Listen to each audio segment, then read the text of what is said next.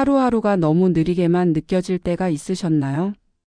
더 이상 누군가에게 꼭 필요한 존재가 아니라는 생각에 문득 마음이 시릴 때가 있으셨나요? 그런데요, 혹시 당신 마음속에 아직 꺼내지 못한 이야기가 있다면 그건 아직 끝나지 않은 삶의 한 줄기라는 뜻입니다.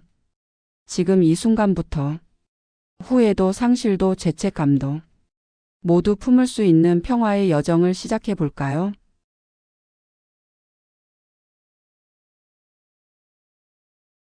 안녕하세요, 여러분. 어느 날 아무 이유도 없이 잠에서 깨어나 거실을 서성이던 경험이 없으신가요? 문득 이런 생각이 드셨을지도 모르겠습니다. 내가 지금 뭘 하고 있는 거지? 김종수 씨는 작년에 은퇴하셨습니다. 36해 동안 성실히 다닌 회사를 그만두고 집에 머물게 되었지요. 처음 며칠은 좋았습니다. 이제 좀 쉬어도 되겠구나 싶었거든요. 그런데 일주일 한 달이 지나자 아침에 일어나도 딱히 할 일이 없고 하루 종일 뉴스만 보고 있으려니 허전함이 몰려왔습니다. 텅 빈 시간 속에서 자신이 점점 사라지는 듯한 기분. 그렇게 김 씨는 처음으로 나는 누구인가라는 질문을 마주하게 되었습니다. 그러던 어느 날 거울을 보던 김 씨는 깜짝 놀랐습니다. 내가 누구지? 지금까지는 회사의 김대리, 김과장, 김부장이었지만 이제는 그저 김종수일 뿐이었습니다. 아내는 여전히 살림을 하고 아이들은 각자 바쁜 일상을 살아가는데 자신만 덩그러니 남은 듯한 기분이었죠. 손에 쥔 리모컨은 하루 종일 같은 채널만 반복하고 눈앞의 화면 속 세상은 분주한데 나는 왜 이렇게 멈춰 있는 걸까? 박순자 할머니도 비슷한 이야기를 들려주셨습니다. 자식들이 모두 출가하고 나니 엄마라는 역할도 희미해졌고 남편과 단둘이 보내는 시간이 낯설기만 하다고 했습니다. 내가 평생 뭘 했나, 앞으로 뭘 하며 살아야 하나 하는 고민이 깊어지셨다고 하네요. 예전에는 아이가 밥을 먹었는지 남편 약은 챙겼는지가 하루의 걱정거리였는데 이제는 그런 일상마저 사라진 겁니다. 은퇴 후에는 자신을 규정하던 직업과 책임들이 하나씩 사라지며 정체성의 혼란이 찾아옵니다. 마치 오랫동안 입었던 옷을 벗고 거울 앞에 선 기분이랄까요? 익숙했던 껍질이 벗겨진 자리에 낯선 자신과 마주하게 되는 거죠. 그런데 이런 질문은 단지 공허함의 표현이 아니라 삶의 전환점을 알리는 신호이기도 합니다. 이제는 남이 정해준 틀이 아니라 진짜 내가 누구인지 무엇을 원하는지를 들여다볼 시간입니다. 그리고 이 과정에서 우리가 마주해야 할 키워드가 있습니다. 바로 도덕적 위안입니다. 내 삶을 있는 그대로 받아들이고 의미를 찾아가는 깊은 마음의 평안이죠. 함께 이 여정을 시작해 보겠습니다. 도덕적 위안은 내 삶의 궤적을 스스로 수용하고 그 안에서 의미를 찾아가는 마음의 상태입니다. 후회, 죄책감, 상실 같은 감정을 억누르는 것이 아니라 그 감정들과 평화롭게 공존하는 지혜이기도 합니다. 쉽게 말하면 완벽하지 않은 내 삶을 있는 그대로 품어주는 따뜻한 자기 수용입니다. 조열기 할아버지는 이렇게 말씀하셨습니다. 내가 살아온 길이 비록 구불구불했지만 그래도 최선을 다했다. 후회할 일도 많지만 그 모든 게 나였고 그래서 지금의 내가 있는 거다. 이웃집 이 할머니는 평생 자식 키우느라 자신만의 꿈은 접고 살았습니다. 어느 날 손자가 말했습니다. 할머니 덕분에 우리 아빠가 훌륭하게 자랐어요. 그 말을 듣고 이 할머니는 자신이 한 일들이 결코 작은 게 아니었음을 깨달았습니다. 그 말 한마디에 수십 년간의 삶이 위로받는 듯한 기분이었다고 하셨지요. 우리는 종종 남과 비교하며 살아갑니다. 누가 더 성공했고 누가 더 많은 것을 이루었는지 따지곤 하지요. 하지만 도덕적 위안은 그런 비교에서 벗어나 내 기준으로 삶을 바라보는 일입니다. 실수와 실패까지도 인정하면서 그 속에서 의미를 찾아가는 마음입니다. 타인의 시선이 아니라 나 자신의 눈으로 나를 바라보는 용기가 필요합니다.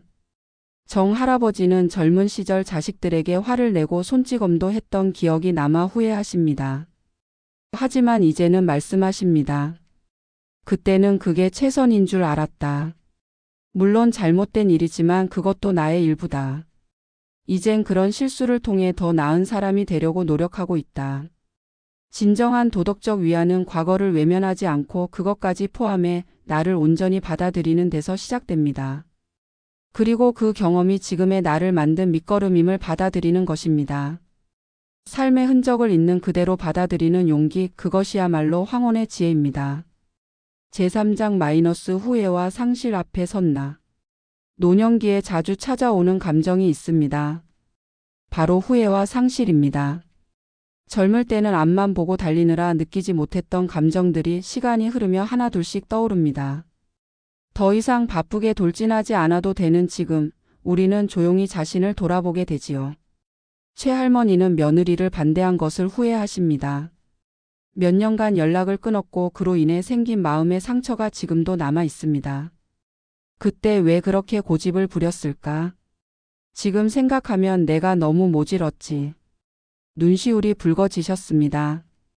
박 할아버지는 일만 하느라 가족과 시간을 보내지 못한 걸 가장 후회하신다고 합니다. 아이들이 어릴 때 놀아달라고 할 때마다 피곤하다고 했지. 아내가 여행 가자고 할 때도 일이 바쁘다고 거절했는데 지금은 너무 늦었어. 목소리에 묻어난 아쉬움이 마음을 울립니다. 강 할아버지는 50년을 함께한 부인을 떠나보낸 뒤 아침마다 옆자리가 비어있는 현실이 믿기지 않는다고 하셨습니다. 매일같이 부인의 사진을 보며 그리움을 달래신다고 합니다. 부인이 좋아하던 국화차를 끓이며 혼자 앉아 계신 그 모습은 쓸쓸하지만 동시에 따뜻했습니다. 이런 감정들을 억누를 필요는 없습니다. 오히려 그런 감정들을 있는 그대로 받아들이고 지금 할 수 있는 일을 찾아보는 것이 중요합니다. 후회는 변화의 씨앗이 될 수 있고 상실은 사랑의 흔적이기 때문입니다. 최할머니는 며느리에게 더 따뜻하게 대하려고 노력하고 있고 박 할아버지는 가족과의 시간을 소중히 여기며 살아가고 있습니다. 강 할아버지는 부인과의 추억이 담긴 사진을 정리하고 부인이 좋아했던 꽃을 키우며 하루를 살아갑니다. 후회와 상실은 우리를 짓누르는 짐이 될 수도 있고 더 깊은 사람으로 만드는 기회가 될 수도 있습니다. 그것을 어떻게 마주하느냐에 따라 삶의 무게는 달라집니다. 제4장 내 인생을 돌아보는 용기. 심리학자 에릭 에릭슨은 노년기를 통합대 절망의 시기라 했습니다. 자신의 삶을 돌아보며 수용할 수 있다면 통합된 마음으로 노년을 보낼 수 있지만 그렇지 못하면 절망에 빠지기 쉽다고 말했지요. 그런데 이 통합이란 게 그리 거창한 것도 아니랍니다. 윤 할아버지는 50년간 써온 일기를 다시 꺼내 읽으며 깨달음을 얻으셨습니다. 내가 이런 사람이었구나, 이렇게 자라왔구나. 흩어져 있던 조각들이 하나의 그림이 되는 경험을 하신 것이죠. 실패한 사업, 자식과의 갈등, 사랑했던 순간 모두가 하나의 이야기로 연결되었다고 하셨습니다. 회고는 누구에게나 필요합니다. 큰 공책을 펴고 삶을 10년 단위로 나눠 주요 사건과 감정을 적어보세요. 처음엔 힘든 기억이 떠오르더라도 점차 따뜻했던 순간들도 함께 떠오를 것입니다. 글로 쓰다 보면 자신도 몰랐던 감정들을 새롭게 발견하게 되지요. 자신의 삶을 시대의 변화와 함께 되돌아보는 것도 도움이 됩니다. 변화의 흐름 속에서 내가 어떻게 살아왔는지 바라보면 단순한 개인사를 넘어서 하나의 시대를 살아낸 존재로서의 의미도 발견할 수 있습니다. 중요한 건 힘들었던 기억까지도 수용하는 용기입니다. 실수했던 나, 후회스러웠던 나를 이해하고 받아들이는 마음. 그것이 진정한 인생 회고의 출발입니다. 그리고 그 끝에는 꼭 이런 말이 따라올 겁니다. 그래도 잘 살았다. 제5장 고운 기억만이 아닌 모든 순간이 나였다. 장 할머니는 오래된 사진첩을 정리하며 잊고 있던 기억들을 되살리셨습니다. 가족과의 소중한 순간들이 하나하나 되살아나며 삶의 의미를 되찾는 시간이 되었습니다. 한 장 한 장 넘기며 미소 짓고 눈물 흘리는 모습이 인상적이었습니다. 박 할아버지는 오랜만에 친구들에게 전화를 걸어 추억을 나누며 자신이 어떤 사람이었는지를 새삼 깨달으셨다고 합니다. 넌 항상 의리가 있었어라는 친구의 말에 잊고 있던 자긍심이 되살아났다고 하셨지요. 최할머니는 공책에 자신의 인생을 시기별로 정리하며 평범한 일상들이 사실은 얼마나 다채로웠는지를 깨달으셨습니다. 어려움만 있었던 것이 아니라 웃음과 기쁨도 분명 존재했다는 것을 말이지요. 정 할아버지는 젊은 시절 사업 실패를 겪었지만 그 경험이 자신을 더 단단하게 만들었다고 회고하십니다. 고통스러운 기억도 시간이 지나면 성장의 밑거름이 된다는 것을 말해줍니다. 자녀들과 손주들에게 자신의 이야기를 들려주는 것도 좋은 방법입니다. 이야기를 나누다 보면 내가 살아온 삶의 가치와 의미가 더 또렷하게 다가옵니다. 그 모든 순간이 모여 지금의 나를 만들었습니다. 우리는 고운 기억만이 아닌 모든 순간들을 받아들이는 자세가 필요합니다. 그 모든 것이 내 삶의 일부였음을 인정하고 감사하는 마음으로 살아가는 것. 그것이 도덕적 위안의 또 다른 이름입니다. 제6장 미움과 죄책감을 내려놓는 연습. 오늘은 마음 깊숙한 곳에 자리 잡은 무거운 짐 이야기를 해보려 합니다. 혹시 밤에 잠들기 전 문득 떠오르는 기억이 있으신가요? 그때 내가 좀 더 잘했더라면 하는 후회나 저 사람은 정말 용서할 수 없어 하는 원망 말입니다. 지난주 상담실에서 만난 75세 김할머니는 30년 전 시어머니와의 갈등을 여전히 마음에 품고 계셨습니다. 그때 내가 참지 못해서 큰 소리를 냈어요. 지금 생각해도 얼굴이 화끈거려요. 할머니의 눈가에 눈물이 맺혔습니다. 그 기억은 마치 가슴 속에 박힌 작은 조각처럼 평생을 따라다녔습니다. 여러분도 비슷한 경험이 있으실 겁니다. 누군가에게 상처를 주었거나 반대로 상처받은 기억들. 그런데 이런 감정들이 우리 몸에 어떤 영향을 미치는지 아시나요? 하버드 의대의 연구에 따르면 용서하지 못하는 마음은 실제로 심박수를 높이고 혈압을 올리며 면역 체계를 약화시킵니다. 반면 용서는 스트레스를 줄이고 수면의 질을 높이며 장기적인 건강에 긍정적인 영향을 줍니다. 그렇다면 어떻게 용서를 시작할까요? 먼저 작은 것부터 해보세요. 억지로 잊으려 하지 말고 천천히 마음의 문을 여는 겁니다. 첫 번째 연습, 하루 한 번 거울 보며 말하기. 아침에 세수하며 거울 속 자신에게 이렇게 말해보세요. 그때 나는 최선을 다했어. 지금의 나는 더 나은 사람이야. 반복할수록 내면에 부드러운 울림이 생겨납니다. 두 번째 연습, 편지 쓰고 태우기. 용서하고 싶은 사람이나 자신에게 편지를 써보세요. 하고 싶었던 말을 다 쏟아내고 그 편지를 조용히 태워보세요. 연기와 함께 미움과 후회도 하늘로 흩어집니다. 세 번째 연습, 과거를 객관적으로 바라보기. 당시의 나와 지금의 나를 비교하며 감정이 아닌 사실을 중심으로 기억을 정리해 보세요. 그때 나는 이런 상황에 처해 있었고 감정적으로 반응했구나 하고 말이에요. 김 할머니는 이 연습을 한 달 동안 하셨습니다. 그리고 말씀하셨죠. 선생님, 신기해요. 30년 동안 가슴을 짓누르던 돌덩이가 사라진 것 같아요. 제 안에 여유가 생겼어요. 용서는 상대방을 위한 것이 아닙니다. 바로 여러분 자신을 위한 것입니다. 용서할 때 가장 큰 선물을 받는 사람은 바로 그 용서를 선택한 여러분 자신입니다. 제7장 나를 웃게 하는 오늘의 순간들. 혹시 오늘 아침 무엇을 보며 미소 지으셨나요? 뜨거운 국 한 그릇, 창문 너머 들리는 새소리, 아침 햇살에 반짝이는 이슬방울. 우리는 종종 큰 기쁨만을 기다리며 하루하루를 보내지만 정작 매일 우리 곁에 있는 작고 따뜻한 순간들을 놓치고 있지는 않은가요? 72의 박 할아버지의 이야기를 들려드릴게요. 작년까지만 해도 그분은 요즘 재미있는 일이 하나도 없어라고 하셨습니다. 그런데 지금은 달라졌어요. 매일 저녁 저에게 문자를 보내십니다. 오늘은 마당에 들국화가 활짝 폈어요. 이웃 고양이가 담벼락에서 낮잠 자는 모습이 귀여워요. 무엇이 바뀐 걸까요? 바로 작은 행복 찾기 연습을 시작하셨기 때문입니다. 첫 번째 연습, 오감으로 느끼는 5분. 아침에 일어나자마자 창문을 열고 바람의 촉감을 느껴보세요. 들리는 새소리, 코끝을 스치는 공기의 냄새, 따뜻한 햇살의 감촉. 그 순간이 하루의 표정을 바꿔줍니다. 두 번째 연습, 행복 일기장 쓰기. 매일 밤 자기 전 오늘 나를 미소 짓게 한 일 3가지를 적어보세요. 작아도 좋습니다. 중요한 건 느낌을 놓치지 않는 것이죠. 세 번째 연습, 감사 인사 전하기. 일주일에 한 번 고마운 사람에게 전화 한 통 해보세요. 당신 덕분에 오늘 하루가 참 좋았어요 라는 말 한마디가 세상에서 가장 따뜻한 선물이 됩니다. 이렇게 하루하루를 채워가다 보면 어느 순간 세상이 조금 더 환해졌음을 느끼게 됩니다. 행복은 멀리 있지 않습니다.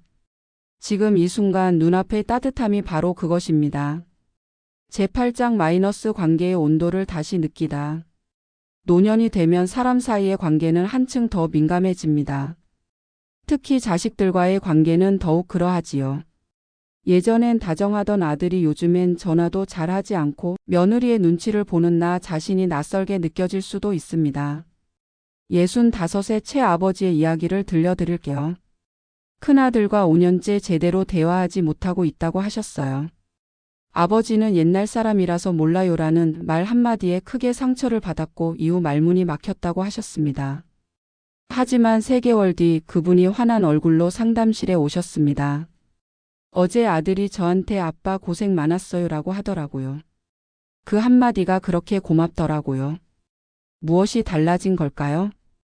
첫 번째 변화는 판단하지 않고 들어주기입니다. 자식의 말을 들을 때 조언이나 반박보다는 먼저 공감해 보세요. 그랬구나, 그래서 속상했겠네라는 말 한마디가 대화의 문을 열어줍니다. 두 번째 변화는 작은 관심 표현하기입니다. 최아버지는 아들이 좋아하던 간식을 주말마다 하나씩 준비해 놓기 시작했습니다. 말보다 더 따뜻한 마음의 표현이 되었지요. 세 번째 변화는 자신의 이야기도 솔직하게 나누기입니다. 실패했던 일, 두려웠던 일, 웃겼던 실수까지. 진심 어린 이야기에는 벽을 허무는 힘이 있습니다. 또한 멀어진 친구, 오랜 이웃과도 다시 손을 잡아보세요. 김 할머니는 20년 친구와 다툰 뒤 6개월간 연락을 끊었지만 먼저 전화를 걸어 말하셨습니다. 친구야, 잘 지냈어? 보고 싶었어. 그 말에 친구는 바로 눈물을 터뜨렸답니다. 관계는 온기입니다. 식어간다고 느껴진다면 작은 불씨 하나만 다시 붙이세요. 따뜻함은 금방 되살아납니다. 제9장 마이너스 인생의 마지막 계절 의미를 다시 짓다. 이제 나는 무엇을 위해 살아야 할까요? 이 질문은 은퇴 이후 삶을 마주한 많은 분들이 공통으로 던지는 물음입니다. 더 이상 사회적 책임도 자식들의 보살핌도 필요 없는 지금 나는 누구이며 어떤 하루를 살아야 할까요? 정 할아버지는 동네 어린이집에서 책 읽어주기 봉사를 시작하셨습니다. 아이들은 그를 이야기 할아버지라고 불렀고 정 할아버지는 말씀하셨습니다. 60년 직장 생활보다 더 보람찬 시간이었어요. 아이들이 내 목소리를 기다린다는 사실이 제 삶을 다시 빛나게 해줬어요. 삶의 의미를 다시 짓는 방법은 생각보다 많습니다. 첫째, 당신의 경험을 나누세요. 젊은 세대에게 직장, 결혼, 육아, 인생의 실수까지 가르쳐 줄 수 있는 지혜는 바로 여러분의 삶 속에 있습니다. 둘째, 작게 나누기. 혼자 사는 이웃에게 반찬 하나. 나눠주기, 공원 벤치에 떨어진 휴지를 줍기, 길에서 아이와 눈을 마주치며 인사하기. 이 작은 행위들이 당신의 존재를 더 넓게 퍼뜨립니다. 셋째, 배움은 멈추지 않습니다. 평생 못 배운 악기, 글쓰기, 뜨개질, 시쓰기. 어떤 것이든 늦지 않았습니다. 시작하는 순간 삶은 다시 두근거리기 시작하니까요. 지금부터가 진짜 내 인생의 계절입니다. 황혼이 가장 아름다운 색을 띠듯 지금의 나는 더 깊고 따뜻한 의미를 품고 있습니다. 제10장 마이너스 죽음은 끝이 아닌 평화의 준비다. 죽음. 참 꺼내기 어려운 단어지만 결국 우리 모두가 마주하게 될 인생의 마지막 장입니다. 이 이야기를 꺼내는 이유는 단지 죽음을 대비하자는 것이 아니라 삶을 더 충실히 살기 위해서입니다. 78의 한 할머니가 제게 말씀하셨습니다. 죽음이 무서워요. 어떻게 하면 두렵지 않게 떠날 수 있을까요? 제가 말씀드렸습니다. 할머니, 죽음을 준비한다는 건 떠날 준비가 아니라 살아있는 지금을 더 사랑하는 방법이에요. 첫 번째는 남겨질 이들을 위해 정리를 해야 합니다. 유언장, 연명의료 거부서, 재산 목록 정리는 가족에게 주는 최고의 선물입니다. 준비되어 있지 않은 이별은 남은 이들에게 고통을 안기니까요. 두 번째는 감사와 화해의 말 전하기입니다. 미안해, 고마워, 사랑해라는 말은 지금 하지 않으면 영영 기회가 없을 수도 있습니다. 마음속에 있는 말들을 조금씩 꺼내보세요. 세 번째는 삶의 기록 남기기입니다. 평생 간직한 가치관, 가족 이야기, 배운 교훈을 글로 남겨보세요. 손자에게 들려줄 나만의 동화책이 될 수도 있고 짧은 인생 노트가 될 수도 있습니다. 죽음은 끝이 아닙니다. 내가 남긴 말, 사랑, 기억은 누군가의 마음속에서 계속 살아갑니다.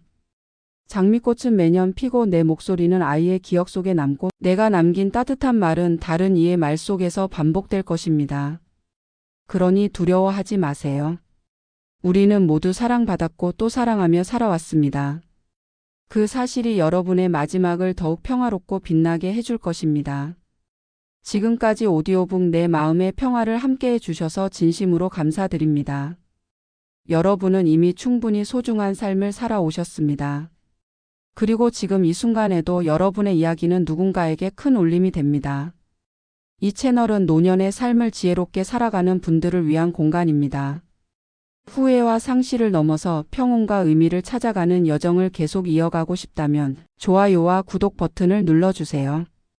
구독은 단지 알림을 받는 것이 아니라 우리 모두가 서로의 삶을 응원하고 지지하는 작은 약속입니다.